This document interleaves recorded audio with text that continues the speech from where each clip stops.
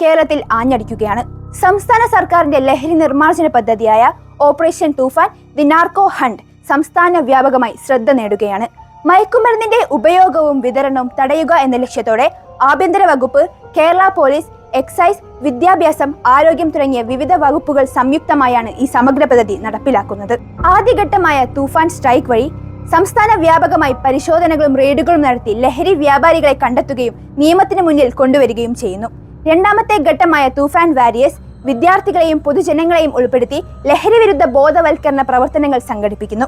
ലഹരിയല്ല, ജീവിതമാണ് തിരഞ്ഞെടുക്കേണ്ടത് എന്ന സന്ദേശം സമൂഹത്തിലേക്ക് എത്തിക്കുക എന്നതാണ് ഇതിന്റെ ലക്ഷ്യം. മൂന്നാമത്തെ ഘട്ടമായ തൂഫാൻ കെയർ ലഹരിക്ക് അടിമപ്പെട്ടവർക്ക് ചികിത്സയും കൗൺസിലിംഗും പുനരധിവാസ സഹായവും നൽകി പുതിയൊരു ജീവിതത്തിലേക്ക് എത്തിക്കാൻ കൈത്താങ്ങാകുന്നു.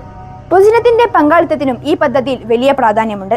ലഹരി ഉപയോഗമോ വിൽപ്പനയോ സംബന്ധിച്ചുള്ള വിവരങ്ങൾ സർക്കാരിനെ അറിയിക്കാം. വിവരങ്ങൾ നൽകുന്നവരുടെ തിരിച്ചറിയൽ പൂർണ്ണമായും രഹസ്യമായിരിക്കുമെന്ന് സർക്കാർ ഉറപ്പു നൽകിയിട്ടുണ്ട്. സംസ്ഥാന വ്യാപകമായി അറസ്റ്റുകളും പരിശോധനകളും തുടരുന്ന ഈ സാഹചര്യത്തിൽ ലഹരിമുക്ത കേരളം എന്ന ലക്ഷ്യത്തിലേക്ക് കൂടുതൽ ശക്തമായ നടപടികളിലൂടെ സർക്കാർ മുന്നേറുകയാണ്. ലഹരിക്കെതിരെ ഒന്നിക്കാം, സുരക്ഷിതവും ആരോഗ്യകരവുമായ ഒരു കേരളം ഒരുമിച്ച് സൃഷ്ടിക്കാം.